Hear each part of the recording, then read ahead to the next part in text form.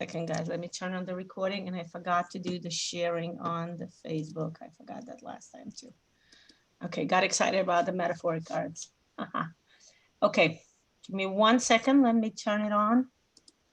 In a group or on my notes. Okay. Okay.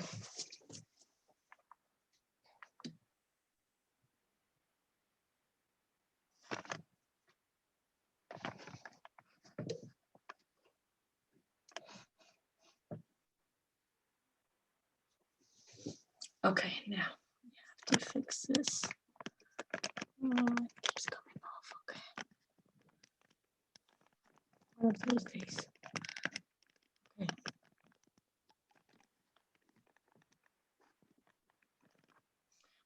You know what I'm gonna do? Okay, I'm gonna pin myself so everybody can see my paper. Now I'm gonna fix it to make sure it works.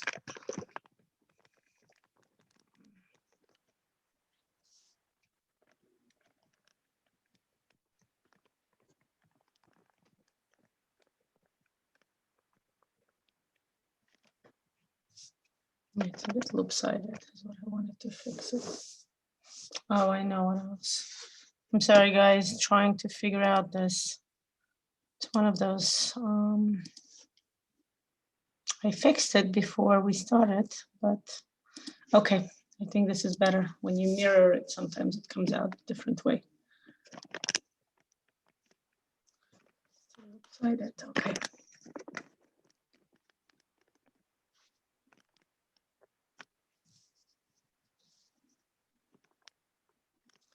This is good. Can everybody see clearly my paper, what I'm drawing? Excellent. Okay.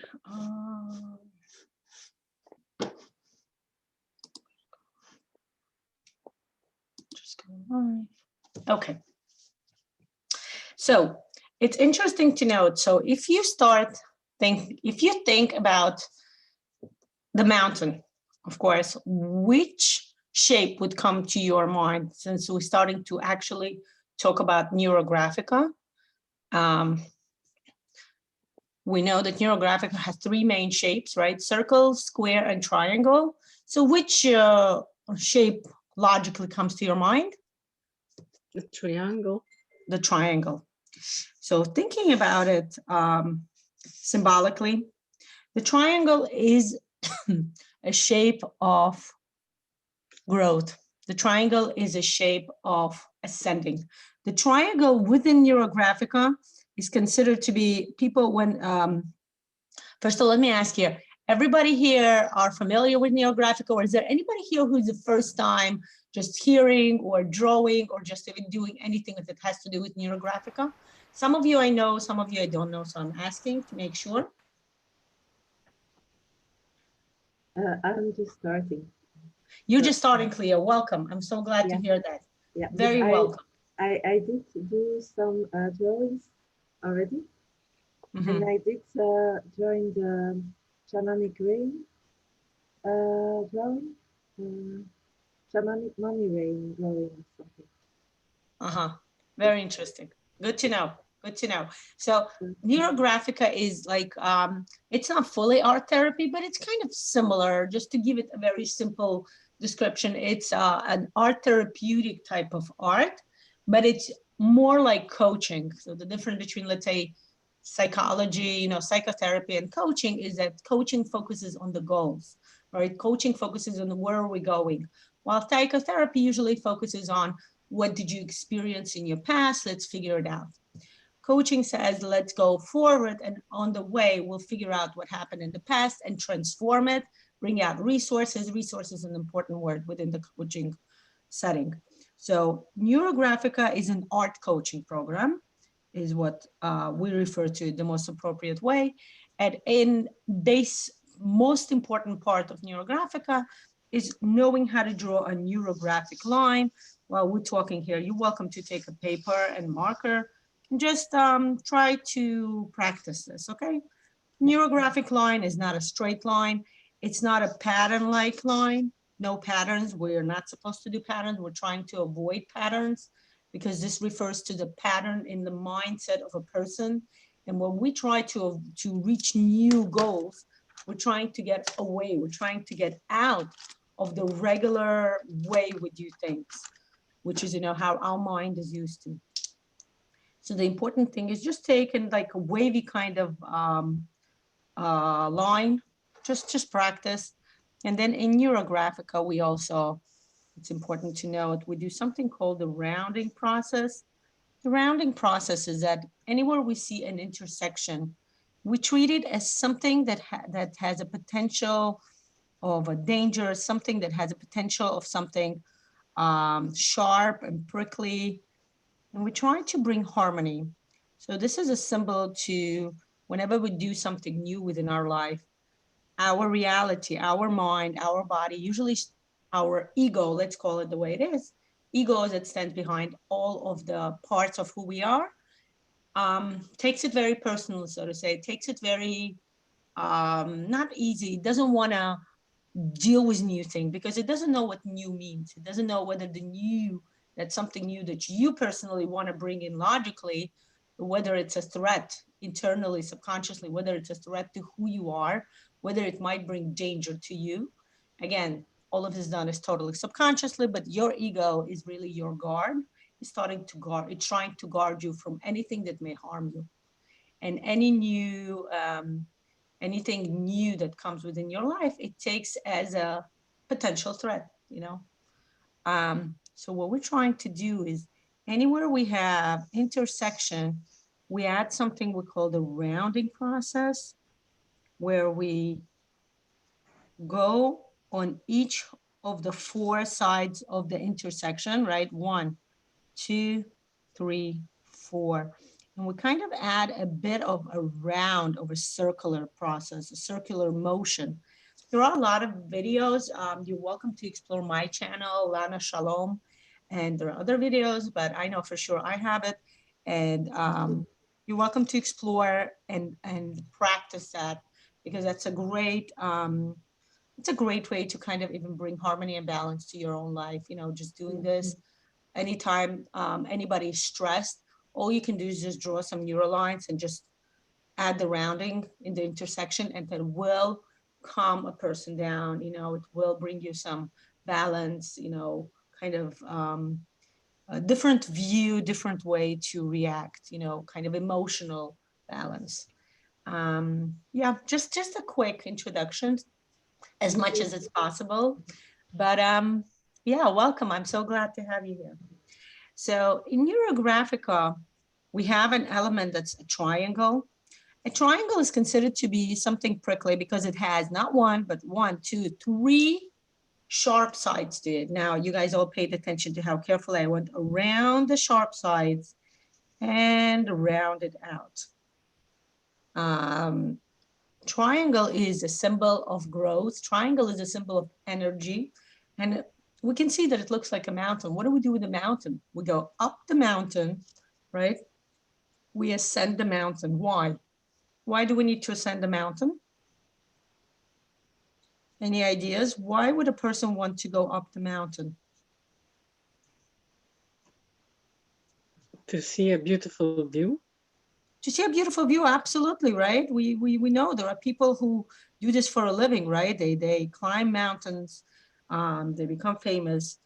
And it's also, if we think about energy-wise, it's also like a male kind of energy, where it's very aggressive, where it's very, you know, a surge of energy. When you start going up the mountains, it's talking about, it's bringing in extra strength, extra energy to who you are now, right? People live regular lives, right? People live here, right? You live here. And then in one moment, you're like, you know, I'm tired of being here. I mean, those of you who go hiking, I don't know how many of you go hiking. I don't go nearly as enough as I would like to go, let's say. I love hiking. But a lot of people, they can't live here for long enough, right? They need to ascend and go up. They like to go hiking. They need to go up. It's a surge of energy. And then they come down. And the way to go up, you can go up and you can stop on the way. You can go up to halfway and then come down, right? That would be enough. And then there are people who have to go way to the top.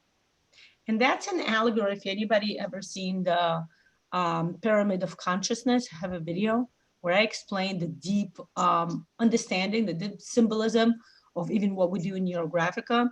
But we know that over here on top, if we talk metaphorically, is something that's called drive. Okay. And even as we saw in the so it's in the Mac card now, right? What is on top? Wait, what am I? 1 second.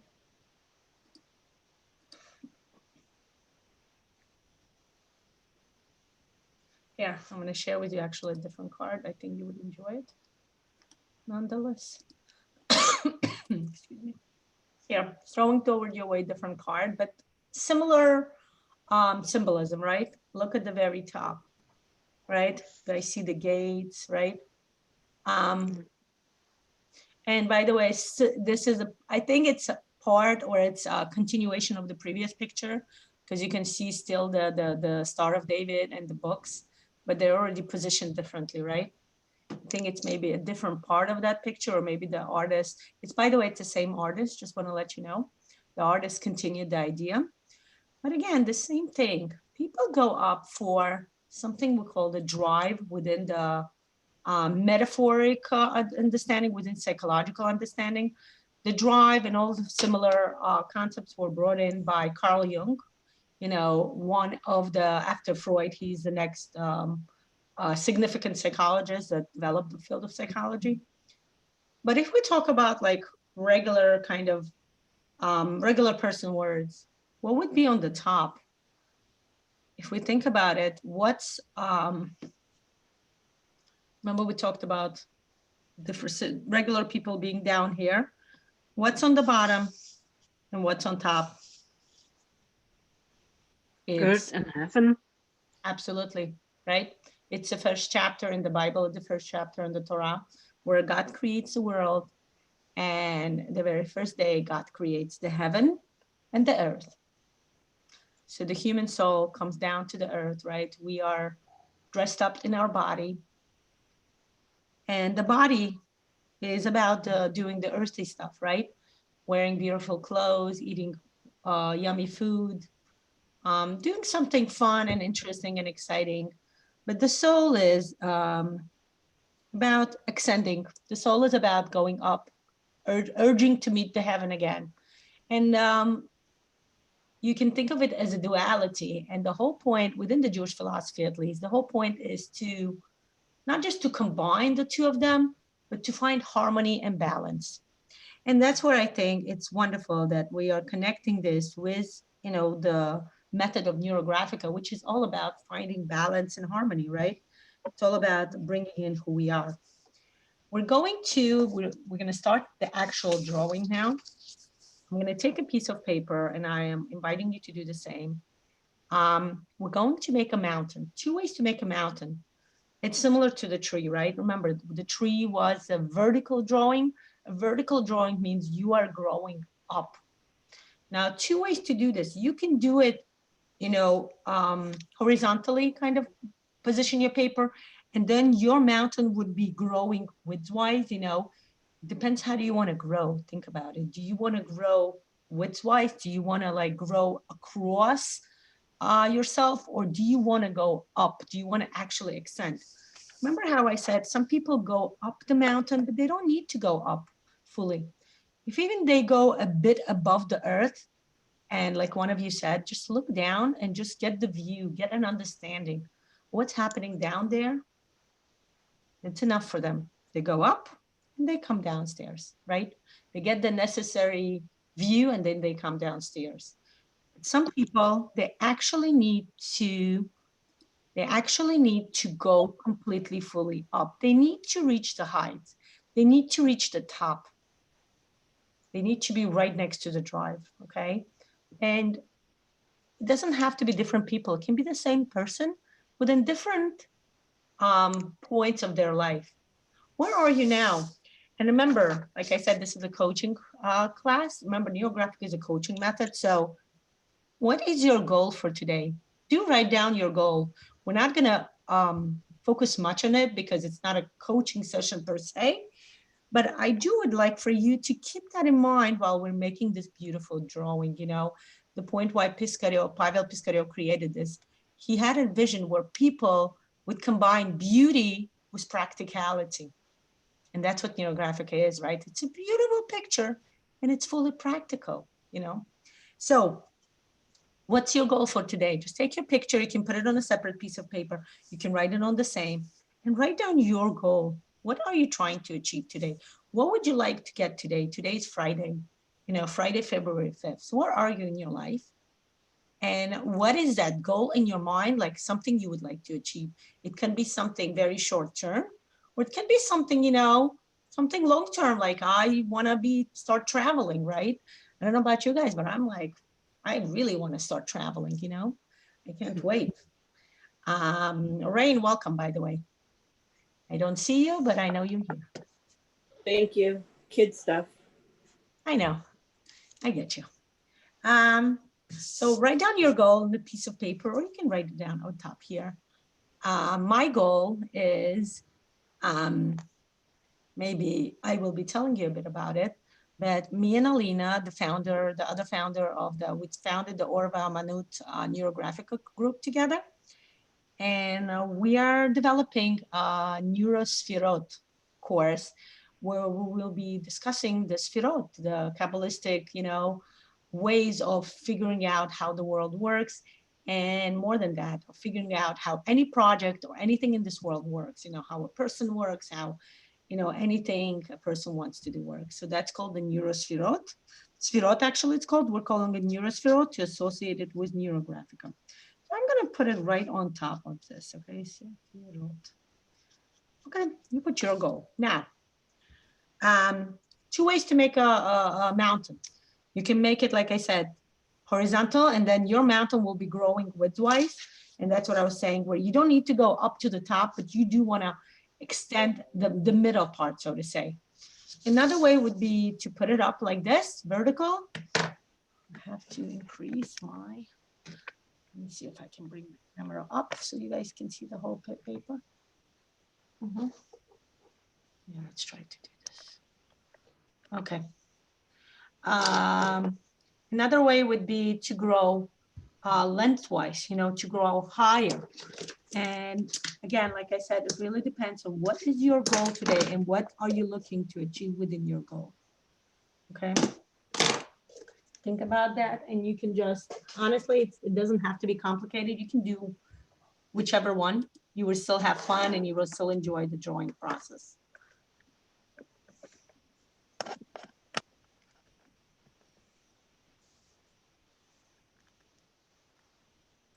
Okay.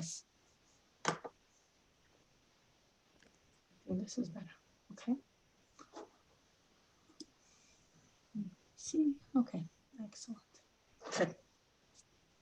So figure it out. And now another thing I would like to show you is the way to draw a triangle.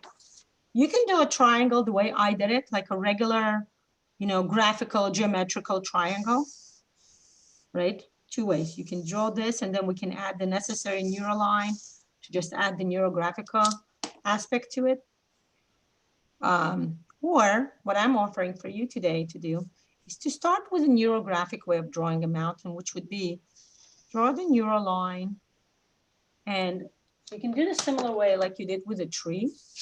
Let me show it to you right away. First, you put like kind of an outline of how you would like to draw your, like how big or how tall do you want your mountain to be, right? Remember, leave some space on top because we need to put the tablets on top. They go on top. Remember how we saw it in the picture? So give some space, right? I would say leave like a quarter of the paper. I wonder why my camera is so, I usually have a different aspect. I'm usually able to see my whole paper. I don't know what's going on today.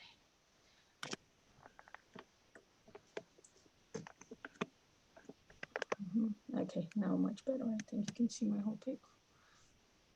Okay. So I'm gonna leave like a quarter off. Still not tall enough. Okay, now.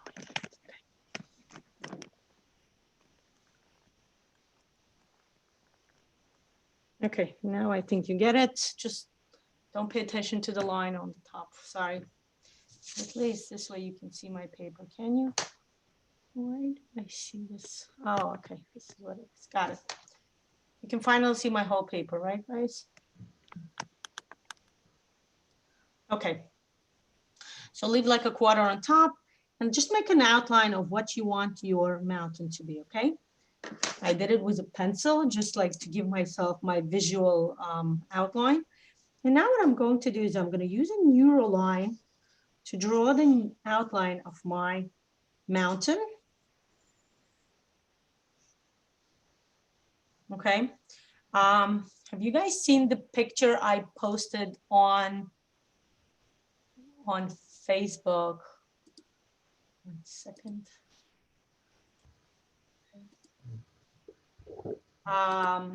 Where I drew the picture, just to give you an idea.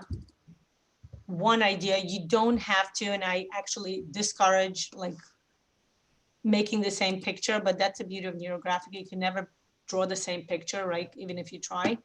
So can everybody see? This was my outline of the mountain. Now, you can, of course, you know, make your mountain, like I said, wider or taller, skinnier, or, you know, more spread around, okay? Add some neural lines to the inside of your mountain, kind of extending the mountain, right? Remember when you go hiking, they nowadays, you know, they have trails, right? You don't have to like create your own path, although I know some people still do that. But do you remember we used that picture, the first metaphoric card we saw? It had a stair, right? And that's a beautiful concept also to use. If that's something you want, you don't have to, right? You can keep it more natural where it's, you know, a trail. And this is just an outline. This is just an idea. And what I would like for you guys to do, I didn't get a chance to do the meditation, but you can just put your hands on the mountain and just do a few breathing in and breathing out, just to get an idea. How do you feel about this mountain of yours? Where are you in this mountain? Are you on the very bottom? Are you in the middle? Or are you going toward the top? If you have any essential oils, or maybe your favorite, maybe you have a favorite perfume, you're welcome to use it just to bring in your sense of smell.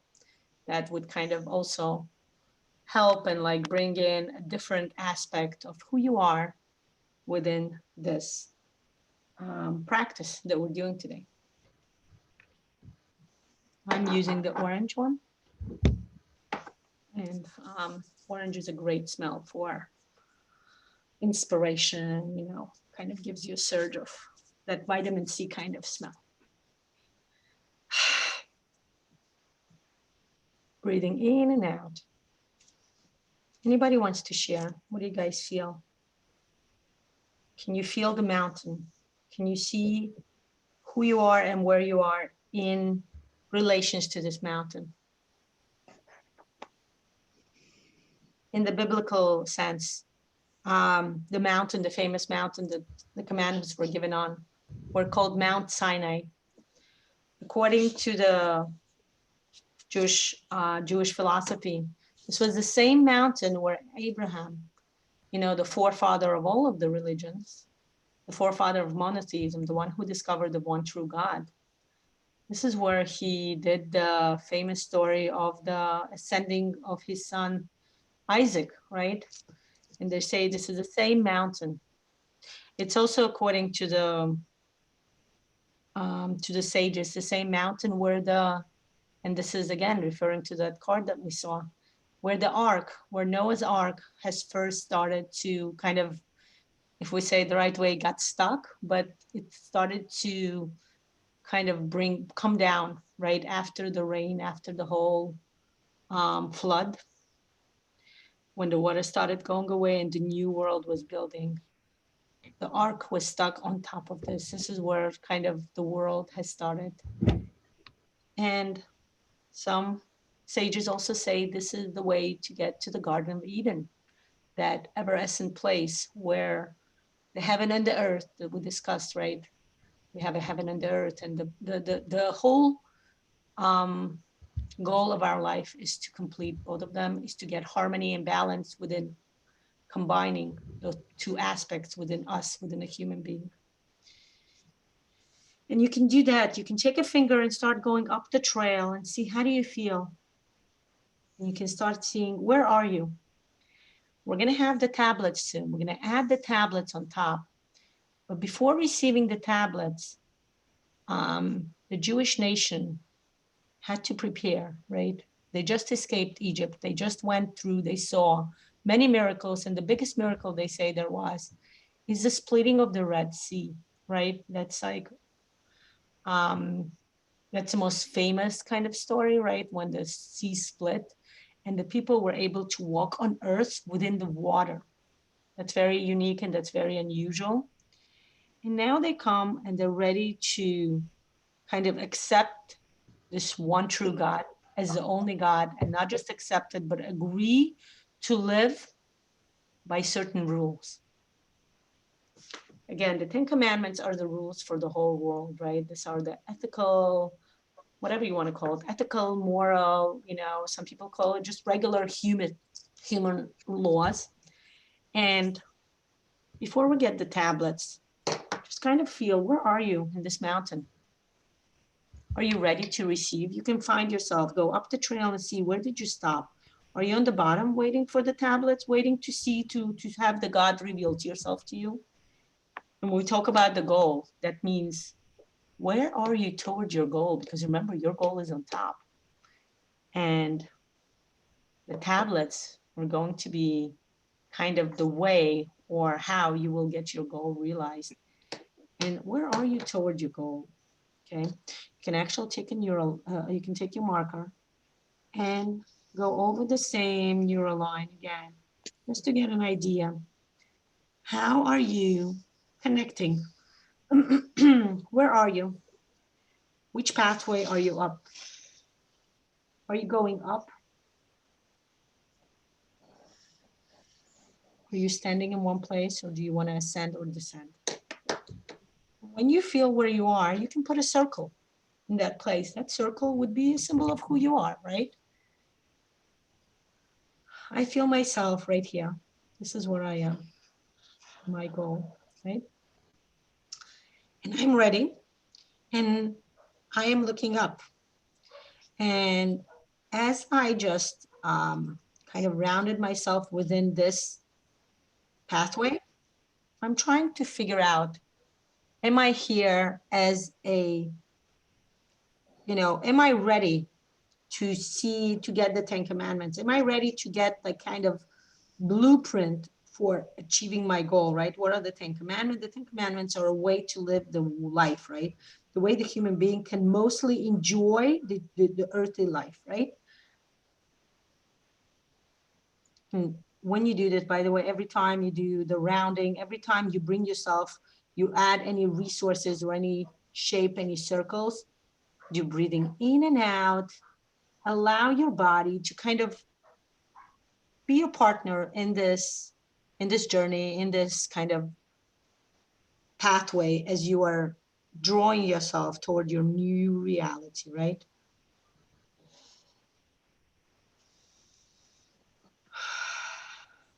So are you guys ready for 10 Commandments? How is it going with you guys? Give me some feedbacks. Are you guys, everybody drawing with me, or is somebody just watching? What's happening? Let me know. Let me see what's happening here. Okay.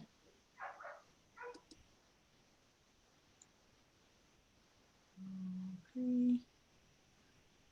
Let me know. Are we drawing with me? Excellent, Brenda. Thank you. Okay. Somebody want to say something? Would you like to go up? Are you guys ready for the 10 Commandments? Before you go up, right? Remember when we talked about it, when somebody wants to go up the mountain, they have a goal, like they want to ascend, they want to reach something in integrative practices, we call it the drive, right? This amazing feeling. Some for a regular person, it would be just reaching the higher spiritual state, right? Oh, excellent. Yeah, Cleo is drawing, Shelly's drawing. Excellent. Glad to hear from you, ladies. I'm here and I'm thinking, you know, some people need a goal. Some people saying, why am I even going up the mountain? Some people say, I don't, you know, I'm okay here, down here. I'm having fun, you know, I have a regular life. I have a regular, you know, nowadays it doesn't apply as much, right? Nobody has a regular life, but more or less, even with pandemic, right?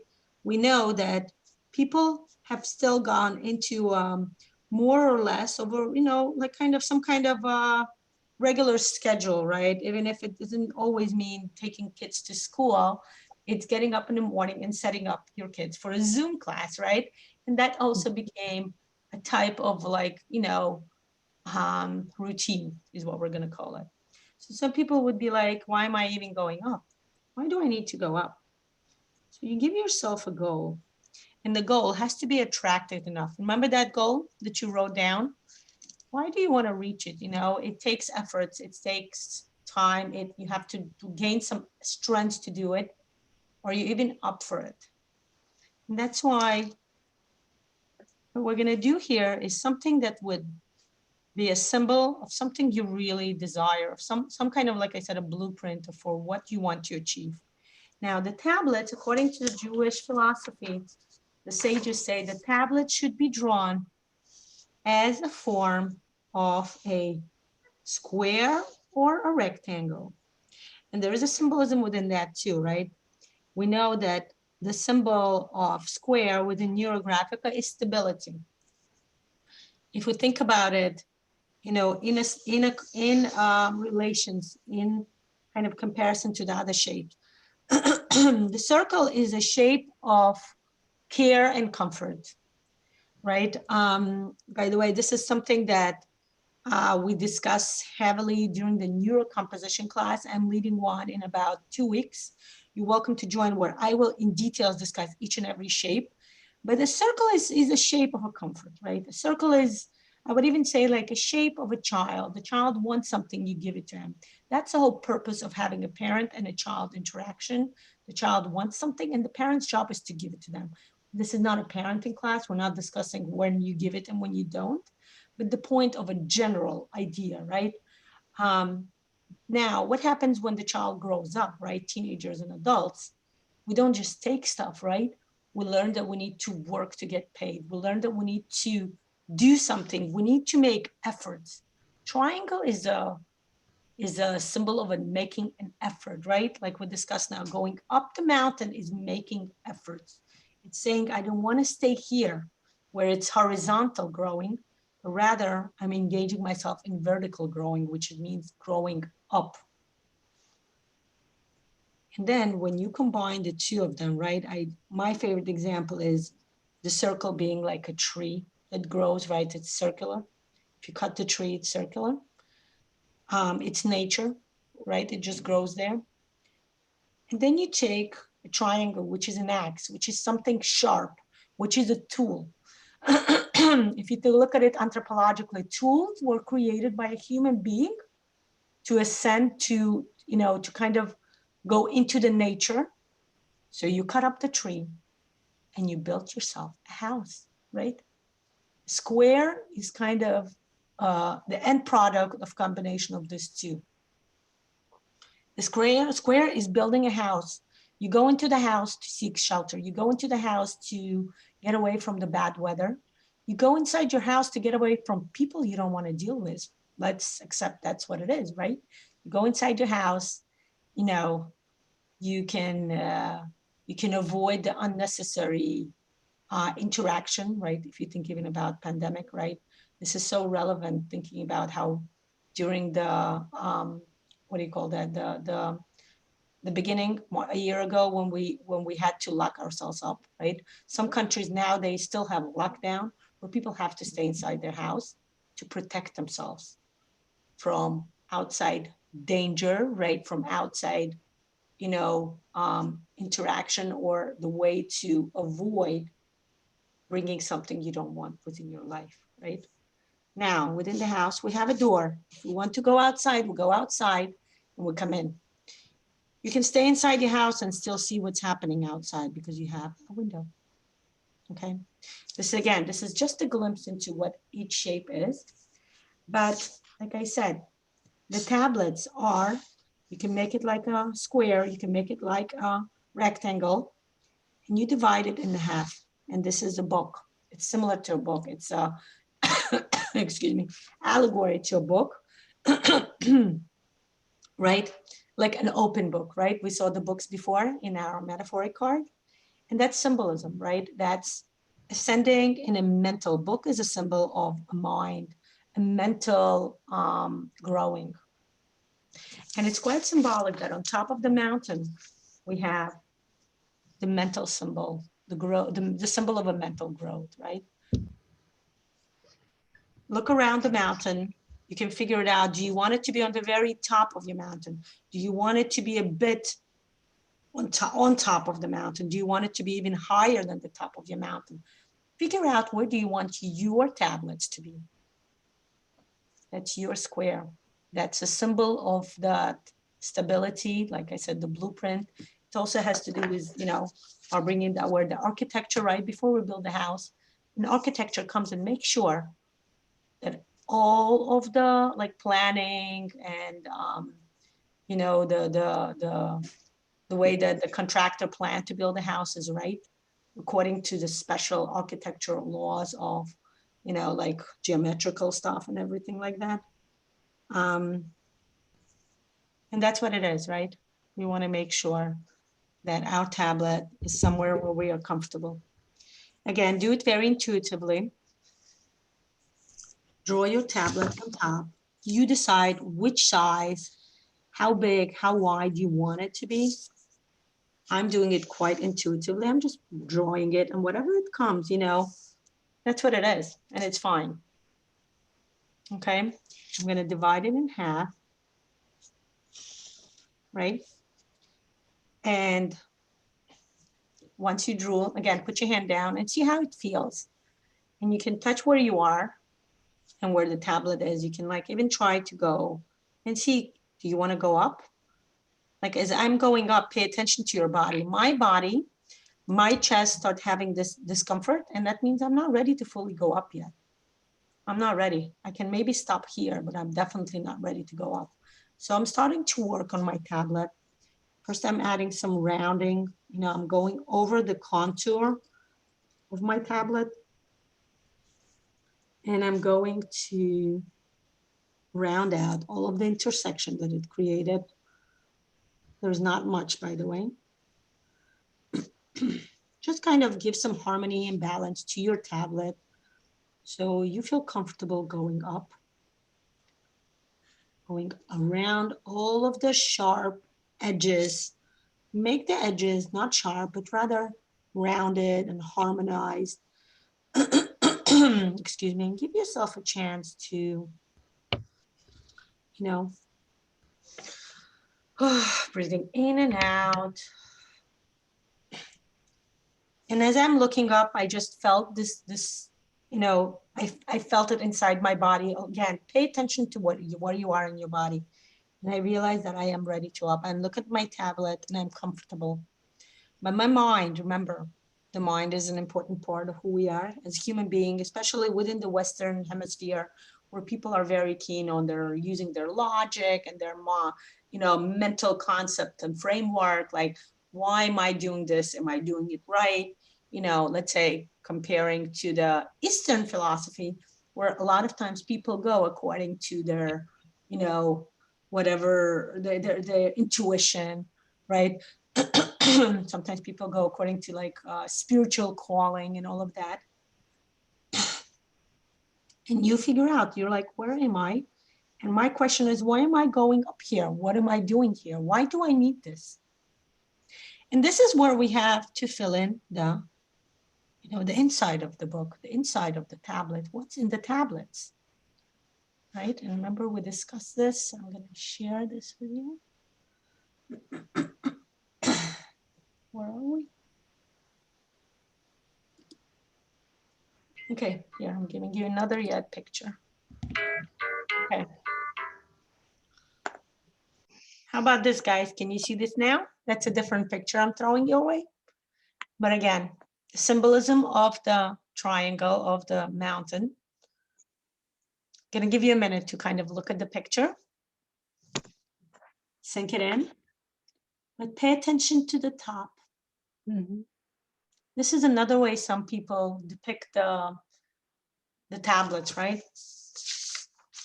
Remember how we brought in the rectangle and the square? Some people add the rounding shape on top like this, right? Right? You can utilize it. And remember, according to NeuroGraphica, what is a circle? The sign of harmony, the sign of comfort, the sign of care, right? And this is where we say, you know, the tablets, if you think about it from a spiritual sense, it was given by God, by the Almighty, to kind of take care of us, right? And it's really very personal. How do you want to, do you want to keep your tablets within the rectangle form, or do you want to add a circular part on top? Just throwing some different ways your way, right? I want to take us back to that picture. Look at this picture. Also, do you see the tablet kind of structure on top? Right? There you go. This is the picture we saw before, right? The allegory is a symbolism of Jerusalem, the holy city, which is built on a mountain, which is the mountain. Everybody who live in Israel, I mean, everybody who know anything about Jerusalem, they know that Jerusalem is built like a mountain. And it's very similar to the way you see in the picture. There are towns and houses like on every single step, every single level of the mountain. It's very amazing to see that. And on the very top, we see the filled up tablet, right? And we discussed the letters. Now, it's interesting to know that, remember we talked about my goal is NeuroSphirot, to maybe tell you a bit about the course where we will be discussing each session, you know, depicting what Sphirot are, which are the steps, right? Which is similar to what we're doing here. They're the steps to building, to the structure, kind of the steps of any structure you want to bring in. But they also contain within themselves high spiritual connection, high spiritual meaning, connecting, like what we discussed, the heaven and the earth. Okay. I'm going to stop the sharing at this point. I'm going to bring you back to the picture. We're going to start filling up. Now, 2 ways to fill up your tablets. Way number 1 would be just put in the numbers. Now, remember the name or is NeuroCommandments, and we had 10 commandments.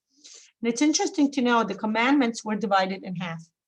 5 of the commandments were the connection between a human being and the spiritual, between the human being and God, the Almighty, right? And it's the spiritual growth of a human being. It's between I or me, right? And God, that spiritual part inside of me where I always want to grow, right? Some people have more of this, some people have less. We all have different levels of how it lives within us. And I'm going to show you how it goes on the tablets now. The other 5 commandments are the rules or the commandments between a human being and another person, right? Between me, myself, and you. This is the social interaction. Now, this part is the internal interaction. Dealing with God is always an internal. It may be associated with like going to church or synagogue or any type of temple for worshiping, right? Really, this is about your internal self. How do you feel? What is your relationship with God? And when we talk God, by the way, if we talk about deep Kabbalistic way, and this is what NeuroSphirot come in, this was Kabbalistic, Kabbalah is all about. God really refers to that part of us, which is a godly part. It's our soul, right? The soul is the piece of God within us, right? So this is always the internal growth, right? Internal part. And this is the social interaction. This is always the external, right? Part of who we are, our interaction with other people or with another person. And this is internal growth. Now, if we think about it integratively, the right side is always the social interaction, the outwards. The left side is the internal. However, if you even saw the picture, right, within the Hebrew language is the it's not the only language, by the way. A lot of Semitic languages like Arabic and Farsi. It's when we read in English, it's going from left to right, and in Hebrew, it's the opposite. It's going from right to left. Okay. So you can choose to do the kind of the authentic way. You can put, you know, letters or numbers over here. 1, 2, 3, 4, 5. Or you can choose to do it the other way, right? The way that we are describing it, that the internal part goes on the left side and the external part goes on the right side. I gave you different options for you guys to choose. In my first picture on Wednesday, when I drew this with the Russian speaking group, I actually put the, you know, 1, 2, 3 on the right and 5 to 10 on the left. Well, actually, wait, no, the opposite. This was on the left and this was on the right. Today, I think I want to go according to like what we saw in the picture where the first 5 commandments goes on this side. And the other, actually, you know what? As I said that, my body just kind of gave me a nudge and I'm like thinking, am I comfortable? Again, put your hands down and start feeling, what do you think? What is your tablet telling you?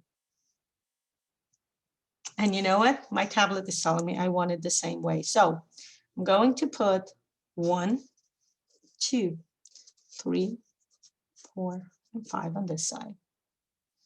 And I'm going to write, this is internal growth, right? Me, myself, and God. Internal growth, okay?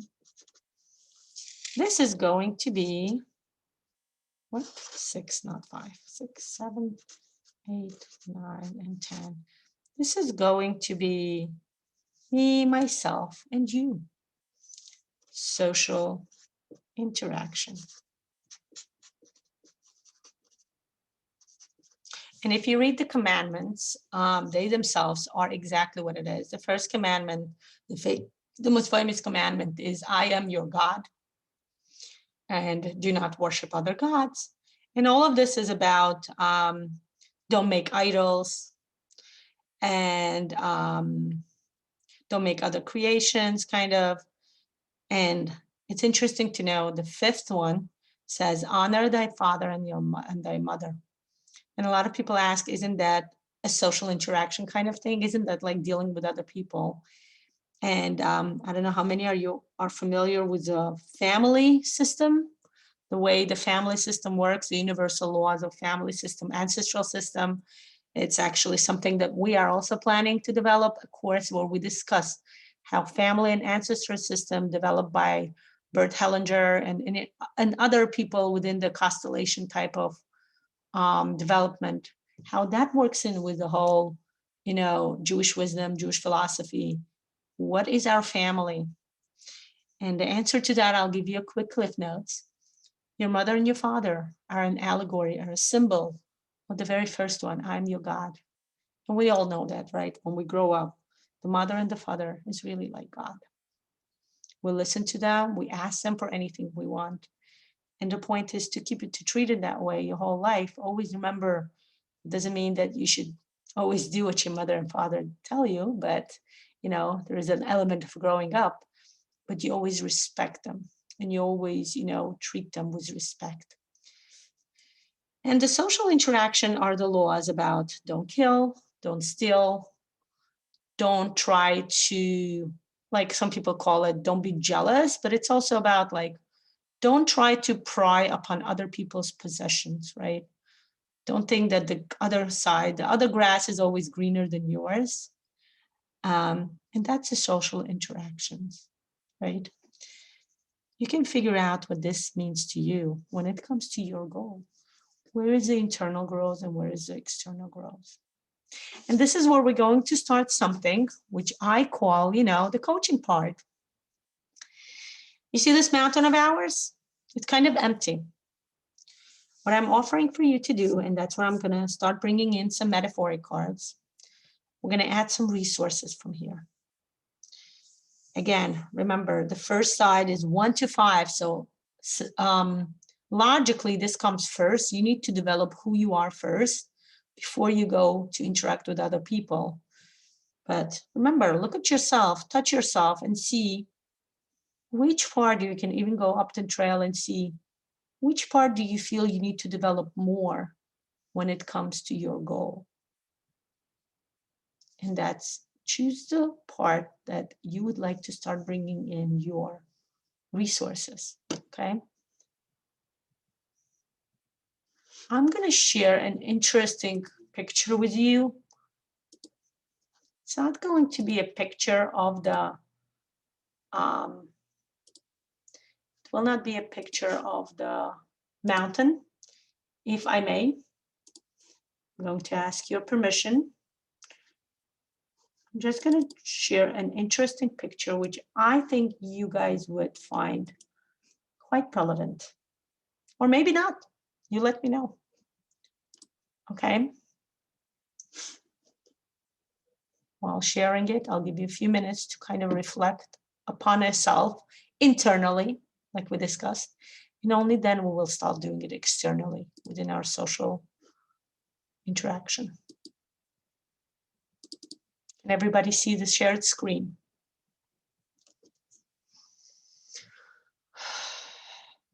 You can breathing in and out as you look at the picture.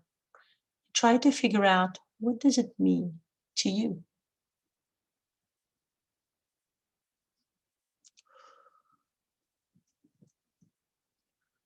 You're welcome to unmute yourself and share with us. It can be a one-word sharing. It can be just a phrase. You can tell us, what do you feel? What do you think about this picture? I feel pain. You feel pain? Who Yeah. is it? Can I ask, guys? I'm sorry, I can't see. Elena. Oh, Elena, you feel pain. Wow. Yeah.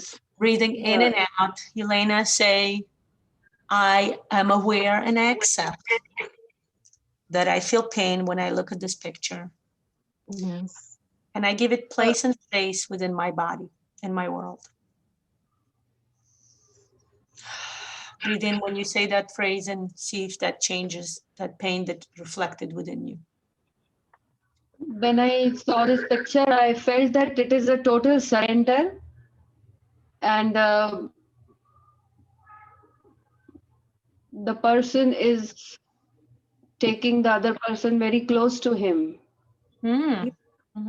And later I felt very heavy, and after that I thought that I don't want to see that picture. But first impression was that's a total surrender towards the God Almighty. Okay. Well, to be honest with you, didn't realize it. It's going to bring such conflicting. I'm going to explain what this picture is. So anybody else wants to give in their opinion before I explain, before I fill your head with other concepts? I thought that the colors invoke a conflict in some ways, but then if you look at the face, that person looked very content, and that confused me a bit. So then I just had to go from that feeling first of conflict and then to a hug.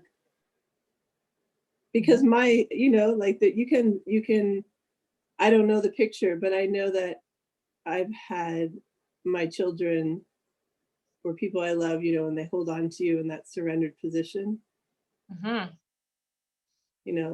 Or even not outside of God, but like if you've got a child that's out of control, sometimes you just hold them and it brings, the peace. The facial expression was most interesting to me because it's much more serene. That doesn't look like someone in pain on their face. Beautiful. Thank you. Thank you, Rain, for sharing that. But that I like the allegory with the child. And yes, Especially okay. the crumbling of the fabric. You know, if anyone's had their children like hold their clothes like that, that's where I see movement in there. And then the hand. I saw the hands. I saw the hands in the face. I know there's wings, but I didn't really focus on that. Which hand are you referring to, the right hand or the left hand? I mean, they are Both. right hand or their left hand? Both. The Both. right hand is Both. clutching and Very holding, and the left one is surrender, like to let go. Or I don't know. It just, my children do that. That's all I can say is I've seen this shape in children. Beautiful. Love that. Wonderful allegory. Anybody else wants to share, or should I share my, should I tell you about this picture, what this picture is? It's actually a scene from the Bible. It's a biblical story. I don't know how many are familiar, the story of Jacob. Jacob is a grandson of Abraham.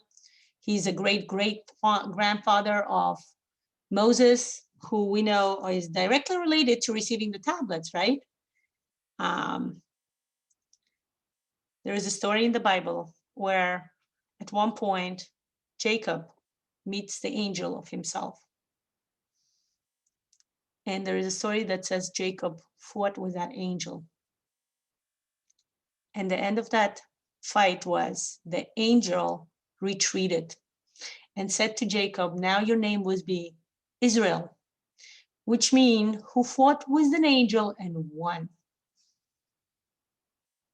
And it's very interesting to notice how the artist actually quite beautifully depicted exactly what you guys noted, that even though they're fighting, the face is of the serene. The face is not, you know, it's not clenching. It's not in a fighting mode. It's in the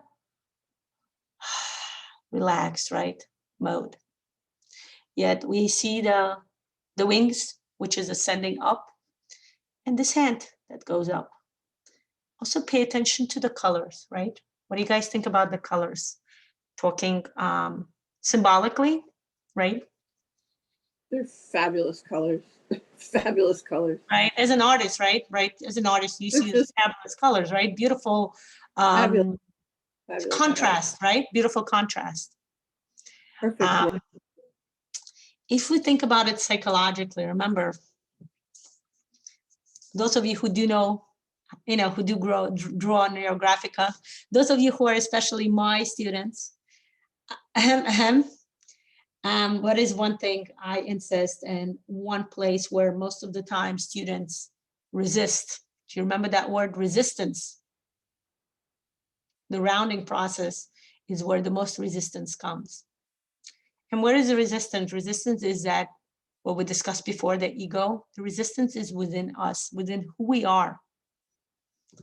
This is a part of us who, although is quite comfortable when we hold on tight to it, that its job is to, while trying to ascend us up to the heaven, does it in a very earthly manner, right? The red color is a symbol of earth. The red color is the lowest color of any energy part of who we are, right? Something some people refer to as chakra. I'm going to refer to it as an energy kind of concentration. The red is the earthy color. The red is an aggression, right? This is how, and when we talk about aggression, by the way, it doesn't necessarily have to be a negative thing. Aggression is this great surge of energy. Somebody wants to do something in their life, energy is number one resource that somebody needs.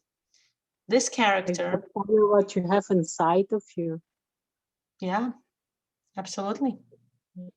And the whole point of resistance is to bring out that energy resource within you, right? So we're gonna talk about the second part, but for now, I want to go back to our picture, and we're gonna come back to this picture. We're not finished yet, I promise you. There's so many things in here that we're gonna discuss, but for now, let's get back to our picture and think where, when you look at your goal, when you look at the tablet and where you are now, what are your resources? What are the resources within your life, remember the mountain is really the allegory, the symbol of our life. Where are your resources for energy? You guys remember those computer games where the person has to go around? My kids played something where the person has to go around and collect those points, which would be your life, the life of the character in the game. But something similar. Where are your energies? Let me bring in the resources of energy. We need energy to go up, right? So where is your energy resource? And also notice, where is your energy coming from? Is it coming from the internal source? Or is it coming from external source? Or is it both? Okay. I would say give yourself a number of resources. Don't be stingy. I would say at least 5. Give yourself 5, at least. You can go as high as 10. You know, bringing resources, bringing energy to yourself. Now, when you add circles to your picture, make sure you add some neural lines inside. Don't leave any circles empty, because the way you actually, it's one thing to bring in energy, but to activate that energy is to bring in the neural line, the lifeline, I call it. This is how your energy gets brought in. Again, do breathing in and breathing out. If you already took the basics course, the awareness practice where you figure out how does your body feel, how does your emotion work, and what is your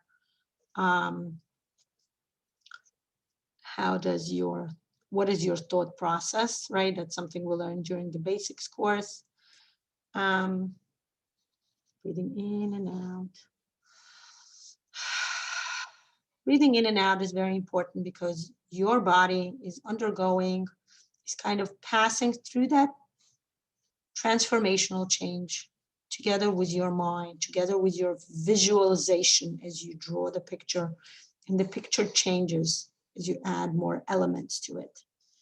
Same thing happens with your body, with your reality, with your surrounding.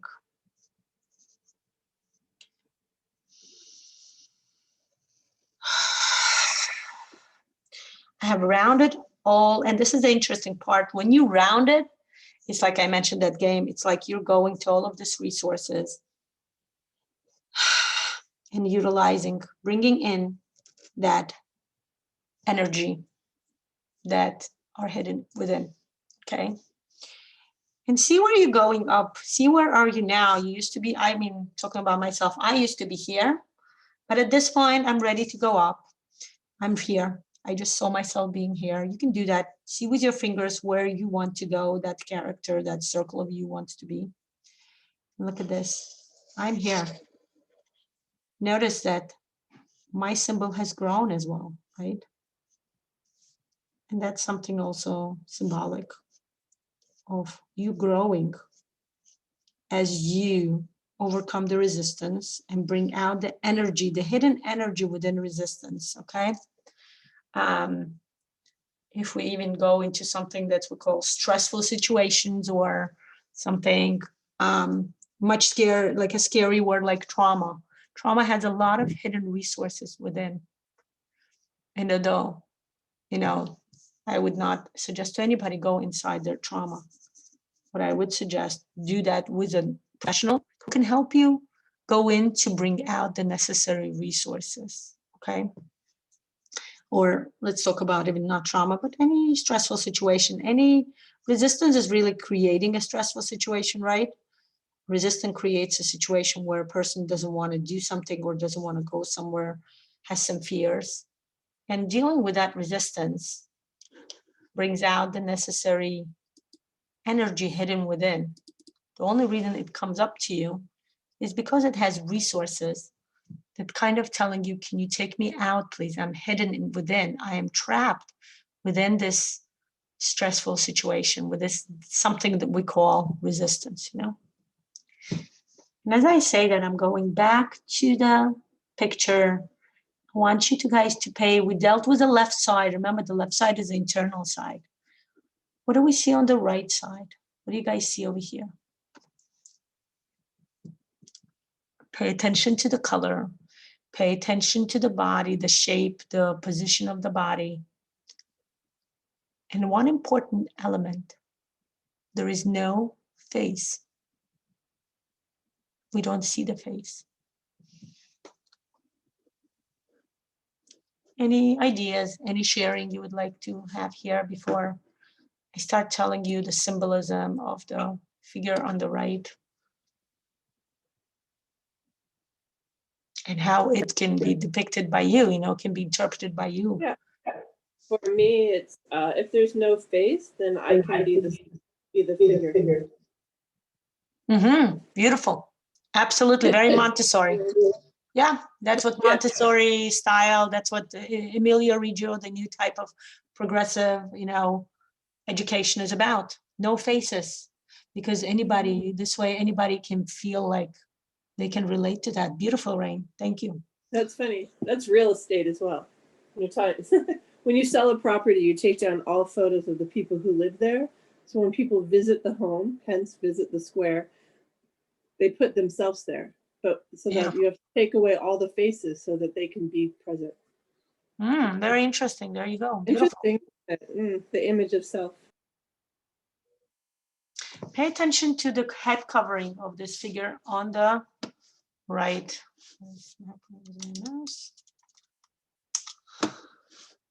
Pay attention to the figure. The special cloak that the figure is wearing is in Hebrew, in Judaism, we call it the talit. Talit refers, I'm sorry, yes. I was just getting ready to say it looked like it was a talit. Yeah.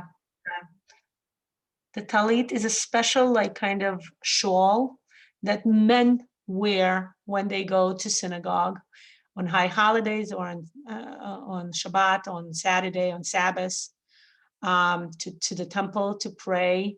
In many families, like in my family, when my husband puts on the talit before he goes to the synagogue, he opens up the shawl, puts it on his head and extend it with his hands, put it on his head and extend it with his hands, and the kids go under. Because when he extends his hands, he kind of builds a tent. If you guys, everybody, do you guys understand what I'm trying to explain? Like if you extend it with your hand, you kind of build a tent, like a roof with that shawl, and the kids go under. And it's an allegory of God, right? Allegory of what? The symbol of God protecting us and, thank you, Shelley. Yeah, protecting us and giving us the necessary care when we need, the necessary protection when we need it, right? It's a very beautiful. There is the holiday of Simchat Torah when we when we celebrate the holy book, the Torah, the Bible.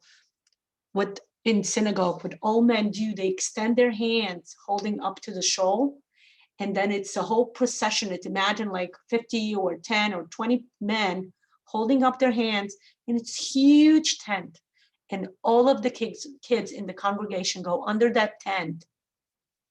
And there is a special person called the Kohanim. They give a special blessing where they say the blessing, may God protect you, and may God take care of you. And that's something symbolic that the character on the right has it. What do you guys think of that? What is the symbol of that? Why does the character on the right has it? And pay attention to the blue color. We know when it comes to energy sources, right? The energy points within the body, the blue refers to the throat part and part of the intuition, which is dark blue. Within Judaism, it's a similar concept. It's a symbol of wisdom, right? Any thoughts, any sharing over here you guys want to do before we go on and start bringing in the necessary resources from this part? Anything you want to share with us? Anything you want to say? Maybe your own opinion, how you see this? Well, if you only are looking at color, the figure blends into the background. Beautiful. And what's the background color? Blue. Blue, White. dark blue, right? Dark blue and purplish. And then, you know, combining the two primaries, red and blue, mix will give you all your purples. Right. And what's in the middle? Look at the person's hands over here, right? Oh yeah, there's some really good blending there happening. Yeah. But yeah, the white, the figure on the right is much more a part of the environment, foreground, background, color scheme wise. Right. Blend. Not as clashing as the red color. Like the red is the other spectrum. Anyway, from the colors, just simply colors and artistic choice. I mean, we finished with this element with the red, but I want to pay your attention to this structure. Look at the structure underneath the wings. What do you guys think of this structure? What is it? Well, that's what I mean. The blue, the figure in the blue carries all the way around and into and 4.2 in the algorithm, 4.1. Right. But there's yeah, it's the dominant color scheme, although it's less dominant in the visual field for me. But can you guys see my mouse? Do you see my mouse when I'm showing you? For me, it's a stair. Yeah, right? Remember that picture we saw with the stairs? We discussed it. Where is that picture? The very first picture. Over here, guys. Remember we saw the picture first? When we saw the stairs, right? Isn't it interesting? When we talked about this picture, first you think you can't even, like, how do you even reach the top? It's something like a mirage, you know, something unattainable. Then we saw the stairs. And this is the resources that are hidden within the resistance, going back to the previous. But let's see. We can't see the face in this character. And the character is seemingly fighting, but we see, like what Rain noticed before, it can also be depicted like as a part of a hugging. Could it be a hug? What do you guys think? I was just thinking it doesn't look like he's fighting the resistance. It's almost like he's consuming it to take it away. Oh, consuming. I like that word. So interesting, consuming, right? And if you're thinking, you know, like warm and cool colors, the red is going into the white, which is going into the blue, which, you know, it's just constantly cooling that resistance down. Right. The white color, by the way, is of course, as we can all understand, is the highest type of a color, right? Spiritually speaking, linguistically speaking, you know, the color white is the color that absorbs all the other colors, right? It's symbolically the color of God, of the Almighty, of that higher force that can absorb anything and still stay white, right?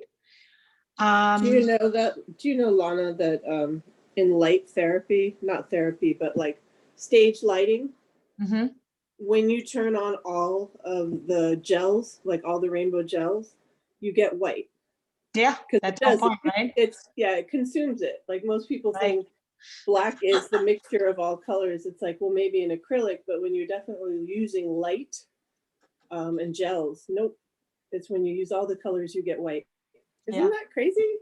Isn't it? Because it absorbs it. It's just what Shelley said. It like eats it all up on those, which is cool. You're gonna have to tell us the artist names of these beautiful images for us to respect the artist. So again, we see the face of this character because this is who we are, right? We look inside ourselves. But this character we don't see. To me personally, my opinion is that that character is looking that way, looking to the outside, and it brings us to the second part of the tablet, right? The social part. And as we start bringing in the resources from what we just discussed, what would that mean to you? Whatever we just discussed, what does it mean to you? What kind of resources do you feel you would bring in into your picture, into your drawing? Think about it.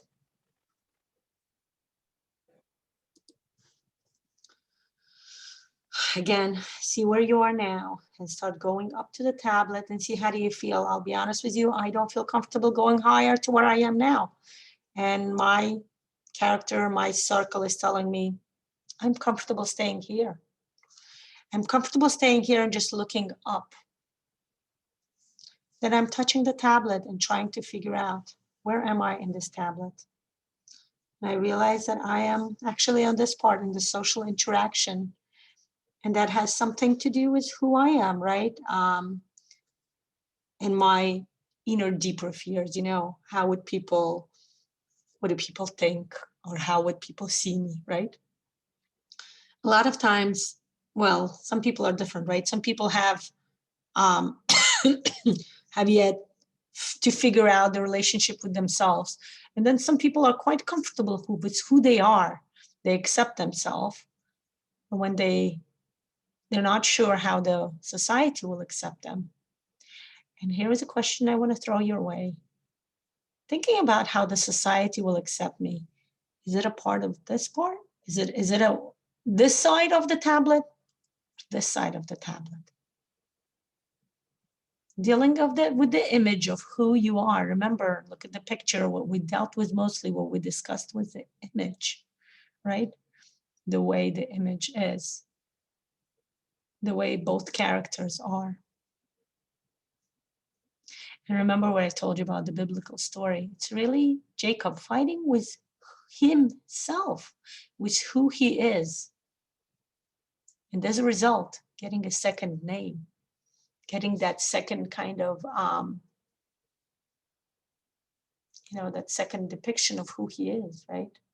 The understanding that you can be who you are with your family, with yourself, and then who you are as a nation, because remember, the Jewish people are called Israel. The Jewish nation is called Israel. They're not called Jacob. Jacob is a character. It's a significant character within the Jewish philosophy, Jewish wisdom, because he's one of the forefathers of Judaism, right? He's the forefather, by the way. If Abraham is a forefather of all of the nations, all of the religions, right? And then we have Isaac, who's the inner concept, right, of what religion is. We will discuss that, by the way, in the Sefirot. In the Sefirot, Abraham refers to the first Sefirah, which is Chesed, the kindness, and he's everything. Kindness goes everywhere.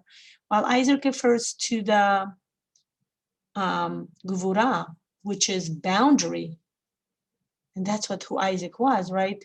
People don't talk much about Isaac because he was a very private person. Something what we call in psychology the introvert, right? And then there is Jacob. Jacob is a combination of both. He's taking the best of the chesed, which is the outside, right? The external, loving everyone and everything. And the gvura, which is taking care of who you are, taking care of your family, building a house, giving yourself shelter and protection. Jacob is a combination of both. And what comes out of that is balance and harmony. In Sefirot, it's called Tiferet, beauty. If you translate the word Tiferet, it goes as beauty. So that's interesting to note. That's interesting to pay attention to. And as I say that, I realize that my symbol is ready to go up as I talk about the balance, and I'm ready to stay here. I'm ready to ascend the mountain, but I'm not on top yet, right? I'm going. Now, you can also do, let's say you drew a circle of yourself, and I actually feel like I want to grow. And you can do that. You can go over and just make your circle bigger in like spherical way, Allow yourself to grow. And of course, allow yourself to breathing in and out as you round the intersection that you just created when you drew the new circle. And usually I would say the resources come first and then the symbol of who you are, the character grows. But in my case, I realized it's opposite. I felt like I needed to grow first. And now I'm ready to come in. But notice where I am. That's also to pay attention to symbolically. I'm still on this side of the tablet, but look how I'm positioned. I'm ready to go toward the external side, toward the society, the social interaction, right? I was talking to my trainer. I lead a program called KESA, which is a psychology of money, financial growth and all that stuff. And I was talking to her and I'm like, when I talk to people, people like get surprised that I'm leading it. And she said, that means you're not putting yourself out there. She said, you're not talking about yourself enough. People don't know who you are. And if people don't know who you are, people don't know what you offer, they can't possibly come to you. And I started thinking about that, you know. So that's something to keep in mind, but yeah. And I'm going to actually bring in the sphirot are going to be my resources. I'm going to bring in the sphira of chesed. There it is. It's going to be on this side, right under this tablet, right? The chesed means kindness, right? Where we're going to actually do within the neurosphirot course, we were going to depict one session per each sphera, and that's going to be amazing because we will develop and discuss each sphera.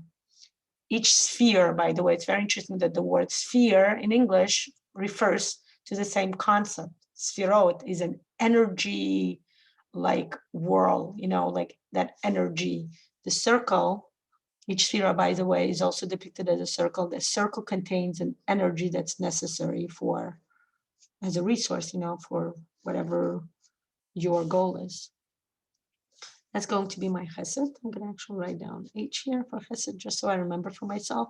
And where would my gvura? Gvura means putting boundary, giving yourself, you know, it's something I learn a lot with the game of Kesef, with what I went last week through the shock trauma training therapy training. We learned about putting a boundary between who you are and other people, between who you are and even your family, you know, like talking about kids, right? We just discussed that, how the picture that kind of gave us an allegory of parent dealing with a child. Let's say if a child wants something, or a child who is very screaming, I have a special education background.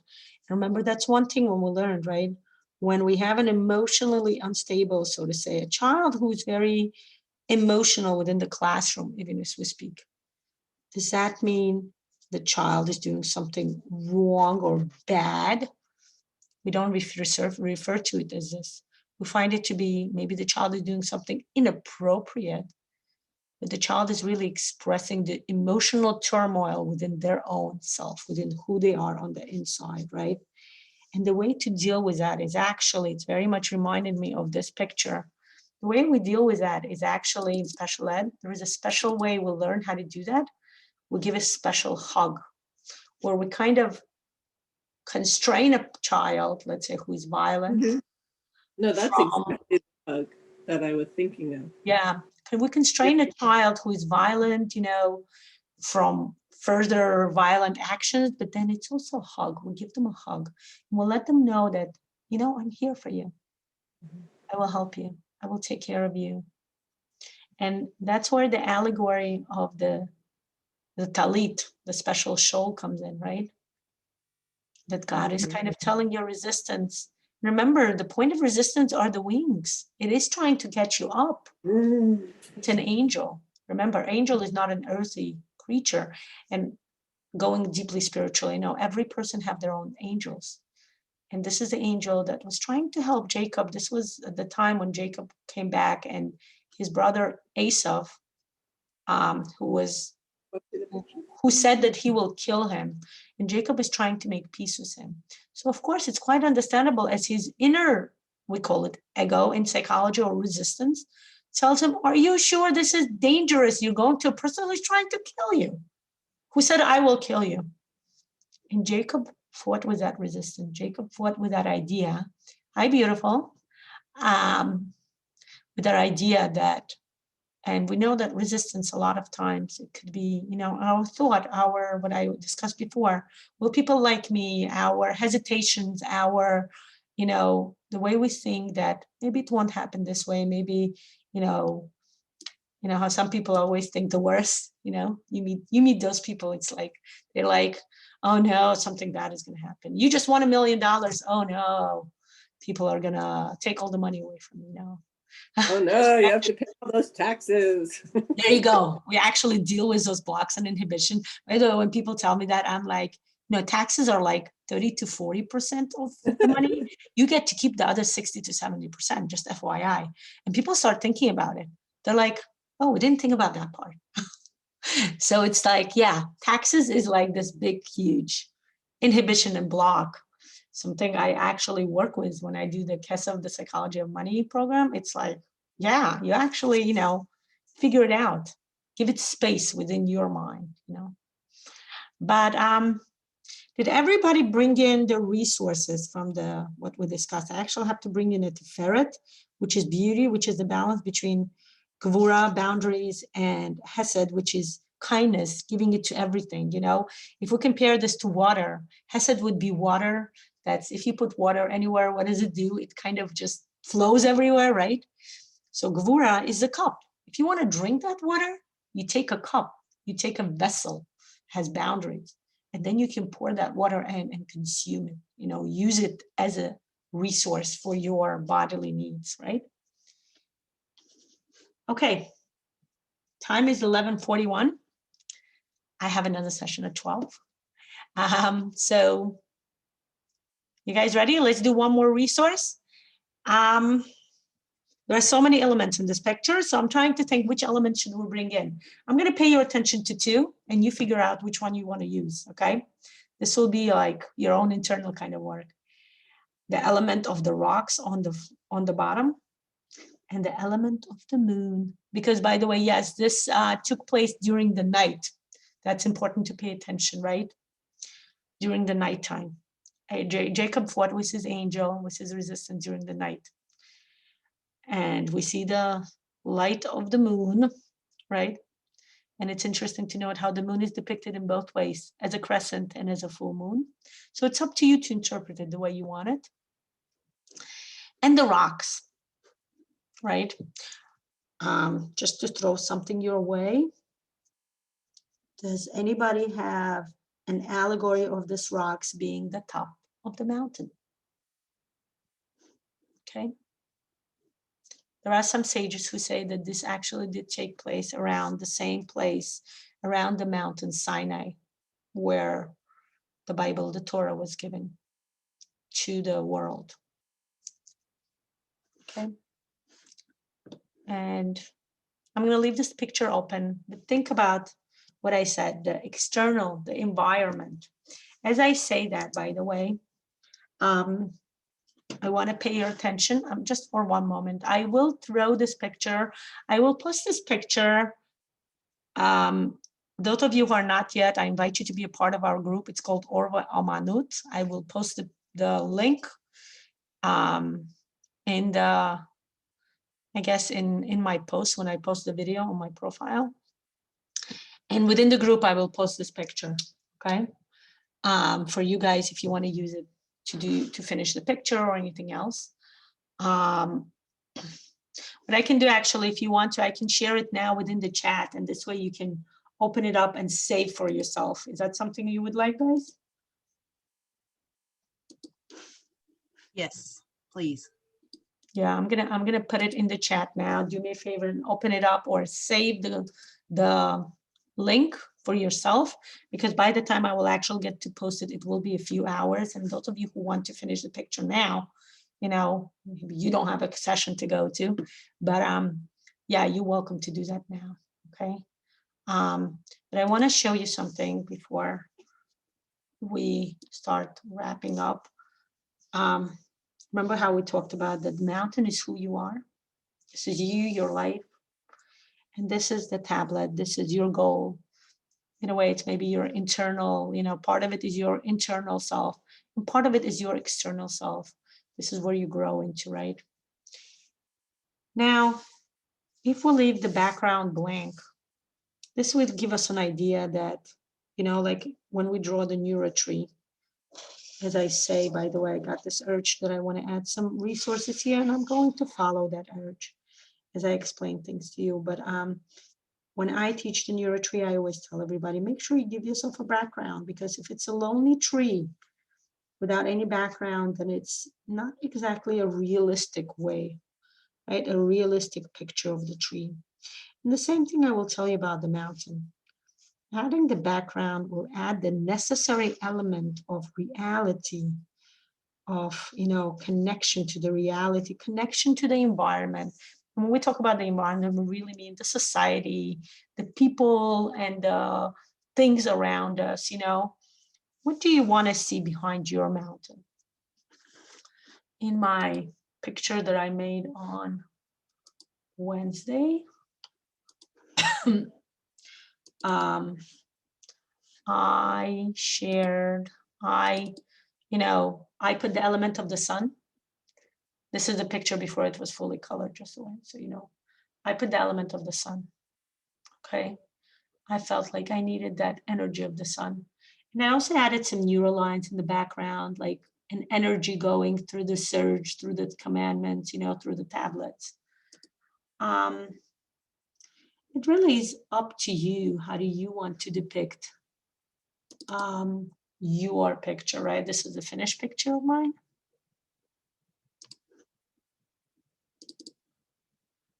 Right? Right, where I added the necessary color elements. What do you want to see in your background? You know, it doesn't have to be the way I do it. You have your own background, right? Use your imagination, and you can combine the realistic, the reality symbols, right? Like the sun and the tree or flowers. By the way, one of the explanation, right? The reason why we put in this resources on the paper, on the mountain, there is a legend, well, you know, if we can call it a legend, kind of, that the sages actually explained that the mountain was full of beautiful flowers.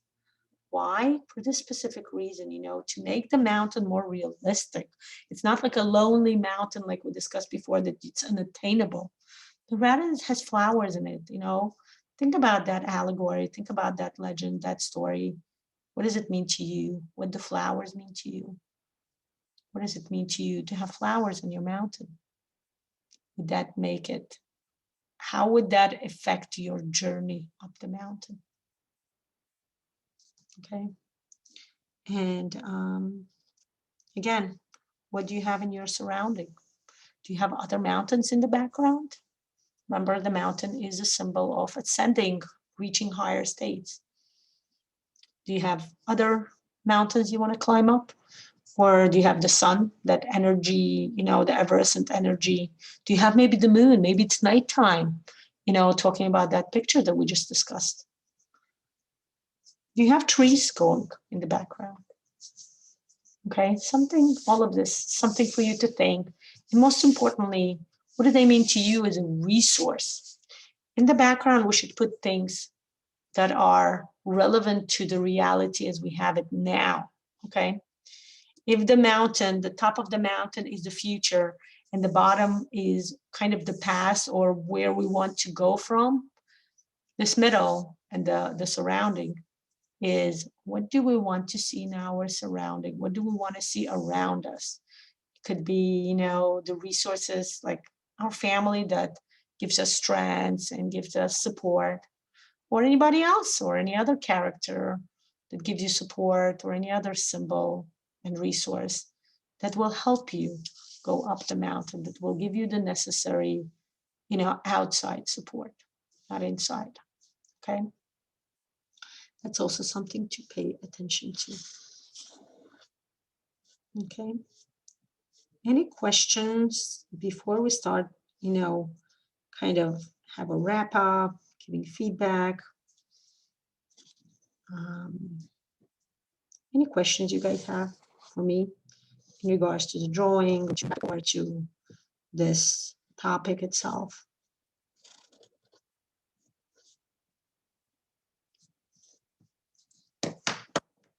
No, nothing. Everybody's busy drawing and, you know, enjoying themselves.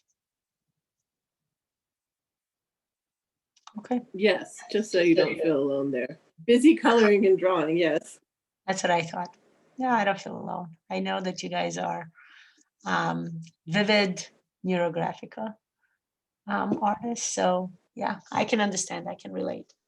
I'm going to, so for those of you, I'm gonna actually, I'm going to foresee the questions that usually people ask me at the end is,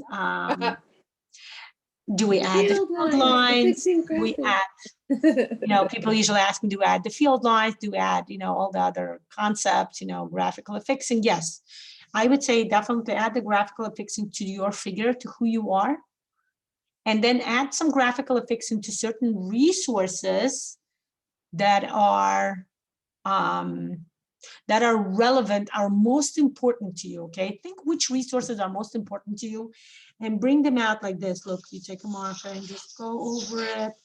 That's making the contour very thick, right? That's a part of what we do during the graphical affixing. And by the way, this is a concept we learned during the neurocomposition session, where we specifically discussed that. We discussed the why do we do this? Like, how does it relate to the visual depiction, the visual interaction with the, human mind and all of that stuff. And the field lines, yes, if you're familiar with the concept of a field line, you're welcome to add them. And also think, do you want to add the vertical field line? This way it's like giving you some more kind of solid trails to going up the mountain and reaching your goal. Or do you want to give yourself some horizontal field lines, which would be growing wide? Remember we talked about growing wider, just kind of not necessarily going straight up, but kind of stopping to smell the flowers. There you go. I'm going to use that allegory. Yes, thank you, Clea. I was very glad to have you. Thank you. So using the allegory, kind of stopping to smell the flower, stopping, not going straight up, but rather stopping on each level and kind of figuring out where you are and how you can utilize it before you go up. Okay, that would be adding the horizontal. Again, we discuss all of it. If you haven't taken the basics yet, I invite you to take it. It's really an amazing course to start your journey with NeuroGraphica. Okay. What else? Any other questions before I will turn the camera and say goodbye to you and say thank you for coming to this wonderful session. I was very glad to see you guys. How are you, everybody? I can see you. You can see me, rather, but I also feel like I can see you when I do this, by the way. Hello. Hello. How are you? Beautiful. Okay. She feels famous, so thank you. The hamster was sleeping. No, not your turn. Whenever my kids see me, like upload a video on YouTube, they see YouTube and they see me and they're like, "Mom, are you famous? You're on YouTube?" Yeah. And I say, "Yes, of course I am." And I say, "Yes, of course I am. I'm a celebrity." And they're like, "Yay, my mom is a celebrity." So right, yes. So that's nice background. Thank you. I felt that it would be very symbolic, right, to what we're doing today. And look at the trees in the background, by the way. There you go, giving you some ideas about the background. Look at the, the pine trees, right? They're very symbolic, by the way. How was the session today? You're welcome to give me some feedback. Did you enjoy it? Did you find it to be relevant to who you are, to what you were looking for? Anything significant you want to share with us? I want to show my draw. Please do. Yay. I don't always say that because I don't know how people are comfortable sharing, but I'm going to remove my pen and I'm going to make sure everybody sees everybody now. Yay. Gallery. Beautiful picture, Elena. I love it.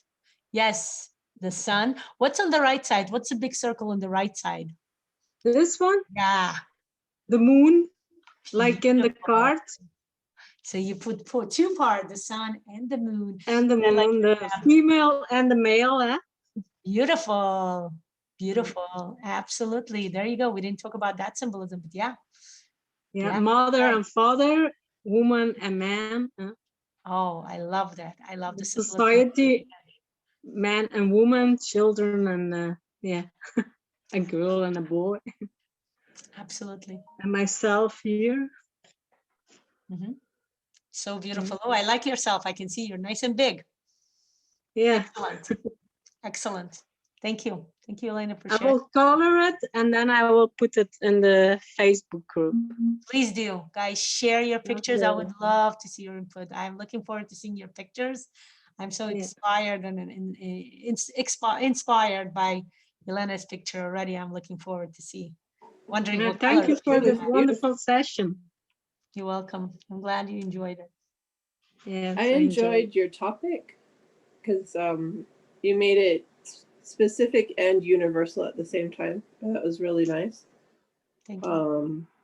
And the inspiration of everybody's drawings and inputs, and the art you brought in was beautiful. It was just very inspiring. Yeah. So the combination of the visual and the auditory, so it was very full. It was fabulous. I can't wait for more. It was a very good learning. I'm so glad to hear. I'm so glad to Yeah, hear. very inspiring. Beautiful. Beautiful. So glad to hear, Rain. We're So very yeah, happy. no, here's, so I drew your thing, but it changed, but those are my colors. That was what I was saying. Ooh. So there's, you got the, it went different. You got the So book. cool. Love the I was in color. color Love mode. Beautiful. It's been going for a while. Colors. So your lesson helped create movement. Yeah. And that's the goal. Thank you. That is my goal, guys. Yeah. You don't have to draw the same picture, but if it inspires you to do something beyond, that's what it's about. Thank you. Appreciate Yeah, it. that's what it fed multiple layers. So I appreciate that part. Excellent. As well as everybody else's images that they share and critiques. I love knowing Shelley's an art teacher. I love that. I feel like, yeah, tell us more. That's why I'm doing these classes, so I can learn more. I support you so much. Well, thank you. Right? It's hard No to be a problem. teacher and then you have to stop and take care of you. Yep. This is the take care of me time. Beautiful. Yay. Very excited to build it, that we're building this community of neurographic drawers, community of neurographic artists, right? And that's the exciting part. Anybody else before we say goodbye? I was very happy to have all of you here. Some of you I know, some of you I don't know. I just met, right? I met Cleo. Eligija. I don't know if you're still here, if you want to say hi to us, or if you want to, be in your square, be in your house, that's okay too. We're very glad to have you here. Dr. Manorama, Brenda, so glad to have you here. Shelly, Rain, Yes. Elena, so glad. Thanks. Hey. We got some images. Dr. Manorama, so nice to see you. Good. Anybody else wants to share their picture before we go? I'll share mine. Yay! Ooh, I love your tablets. Everybody chose to do the circular on top. Yay! Beautiful, guys. And is anybody else like me getting like a lot of resources from seeing these pictures? Nice. Look at Brenda putting down the Hebrew letters. Brenda, that's beautiful. Okay, you know Russian, Brenda. Tell me you know Hebrew too? Brenda came to my Russian speaking class last I year. do. I realize I'm looking at multi-languages in NeuroGraphica. Oh my God, that's amazing. That's true. NeuroGraphica is a special language, but we're uniting other languages. Yes. Isn't it amazing? So beautiful, Brenda. I'm inspired. By the way, Brenda, you remember when we talked about the menorah? The menorah we drew in the Neuro Miracles class, yeah? Isn't it? Everything is significant and relevant. Thank you everyone for joining me. I was so happy to see you. Looking forward to seeing you. Next week, actually, Alina is doing a session. She's going to do an amazing session. We're starting the new months of Adar. It's going to be the new moon. The Jewish months start with the moon. It's a lunar calendar. She's going to talk. It's one of the most happiest, it's called the happiest month in the Jewish calendar. And she's going to talk about it. It's very, very significant, and it will bring a lot of resources of happiness.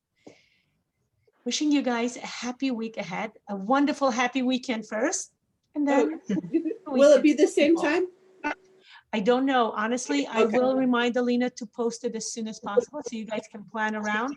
I think she also said Friday morning. I think she mentioned Friday morning to me, but I will make sure to ask her to post in the group, okay? If you're not Thank in the you. group, send me a request, send me a PM, and I will send you the link. Bye. See you all later. See you guys later.